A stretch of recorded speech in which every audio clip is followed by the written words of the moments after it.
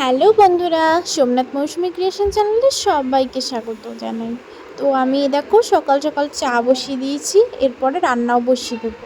তো আমি যেহেতু এই আমাদের পুরনো রান্নাঘরে রান্না করছি, সেই জন্যই আর কি আমাদের এই একটা পুরনো গ্যাস ছিল, সেটাই আর কি ব্যবহার করছি।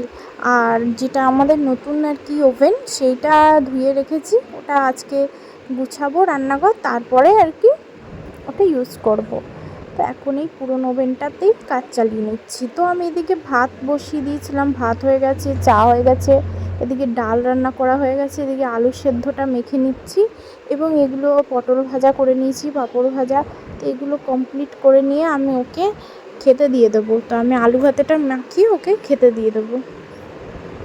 এই যে ওকে খেতে দিয়ে দিয়েছি, ও আবার বেরোবে খেয়ে দেয়ে। তো তারপরে আমি ওকে খেতে দিয়ে এসে এই যে কিছু বাসন ছিল সেগুলো আমি মেজে নিচ্ছি।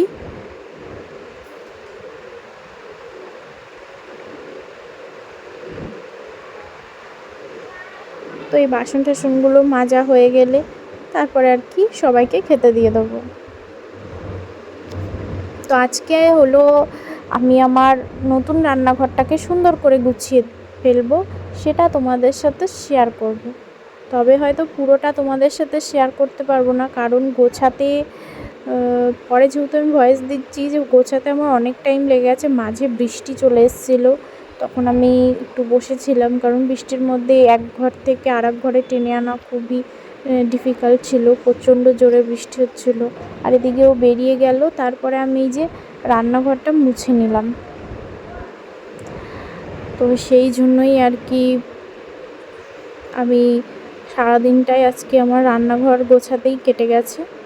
এই তোমার পুরো 1টার থেকে বিকেল 5টা অবধি আমি রান্নাঘর গুছিয়েছি।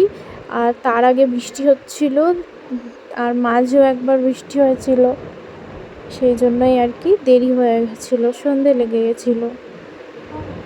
তো এখানে আমরা খেতে বসে পড়েছি, আর ওই যে পিকুসোনা খেলছে, আর এদিকে দাদা মা আমি খেতে বসে পড়েছি। তো আবার পরে আসছি। তো তোমাদের সামনে আবার সেই সকালে এসেছিলাম, মানে তখন ক্যামেরা অন করেছিলাম সে খাওয়ার সময়, তারপরে আর ক্যামেরা অন করিনি। আবার এখন সন্ধে হয়ে গেছে, সারাদিন আজকে আমি একটু ব্যস্তই ছিলাম, তো সেই জন্যই আর কি ক্যামেরা অন করে কিছু দেখাতে পারিনি। তো এখন চলো আমি সারাদিন কি কাজ করেছি সেটাই তোমাদের দেখাচ্ছি। তো ওই দেখো আমি ওইদিকে ভাত বসিয়ে দিয়েছি, আর যেহেতু ঝোল যারা ছিল সেই জন্য এই রান্নাঘরটা সব কিছু বের করে পরিষ্কার করা হয়েছে, আর একটু নতুনভাবে গুছিয়েছি মোটামুটি, এখনও সেরকম সেট করতে পারিনি। এ দেখো এই মশলার কোটোগুলো কেনা হয়েছে, খুব সুন্দর এরকমভাবে ঘুরবে, আর নিচেরগুলোও তেমন। আর এখানে আমি এটা চিনি রেখেছি, চা রেখেছি, লবণ রেখেছি, আর এখানে সাদা তেল আর সর্ষের তেল রেখেছি। তো আর এইখানে ভাত তো বসিয়ে দিয়েছি, এখানে দুধ আছে, আর এই যে এখানে তরকারি রয়েছে, ডাল রয়েছে, আর এই যে নিচে এই যে এইগুলো সাজিয়েছি। আরও কিছু বাসনপত্র এখনও সাজাবো, তারপরে সেটা তোমাদের সাথে শেয়ার করব। আর যেহেতু নিচে জল পড়ে তাই একটা কাপড় পেতে রেখেছি, আর এই মোটামুটি এরকম গুছিয়েছি। তাই আর কি মানে এই রান্নাঘরে এগুলো কিছুই ছিল না, সব কিছু বাইরের রান্নাঘরে ছিল।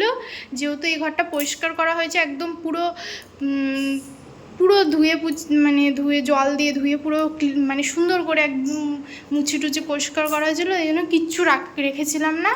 তাই জন্যই আর কি সব আবার ও ঘর থেকে টেনে নিয়ে এসে গুছিয়েছি। তাই সারাদিন আর কি 2-4 ঘন্টা লেগে গেল সব কিছু সেট করতে। তো যাই হোক, আবার পরে আসছি। সো যার অপেক্ষায় আমার রান্নাঘরটা আমি আর কি গুছিয়ে মানে গোছানোর পরেও ইনকমপ্লিট ছিল, সেই জিনিসটা অবশেষে চলে এসছে।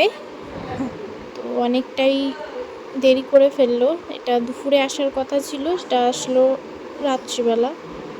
তো এই যে বাসনের ঝুড়ি, তো এটা দেয়ালে সেট করা হবে, তার আগে এইভাবে প্যাকিং করা ছিল, ও এগুলো স্ক্রু দিয়ে আবার নাট দিয়ে দেয় এরা সব কিছুই। তো সেটাই আর কি সেট করছেও। তো এই যে এই ঝুড়িটা খুব সুন্দর, এখানে সব কিছুই রাখা যায়। তো আমি তো খুবই হ্যাপি এটা কিনে, আর আমার রান্নাঘরের দেয়ালে এই দেখো সেট করে দিয়েছে, আর সব বাসনগুলো একদম সুন্দর করে ফিট হয়ে গেছে, আর কিছু বাসন এখনও ধরবে। আর বাইরে এই যে এখানে বেসিন লাগানো হলো। আর আমি একটা ভুল করে ফেলেছি, সেটা তোমাদের বলছি। এই দেখো কলটা আমি খুলে জলটা চালিয়ে ফেলেছি, আর ওই আঠা ছিল এই যে সাদা সাদা, এই আঠাটা ভিজে গেছে। এবার এটা একটা ভুল করে ফেলেছি, তো পরে আবারও ঠিক করে ফেলেছিল। আর একটা জিনিস বিপদ ঘটে গেছে, আমি লুচি ভাজতে গিয়ে হাতে তেল পড়েছে।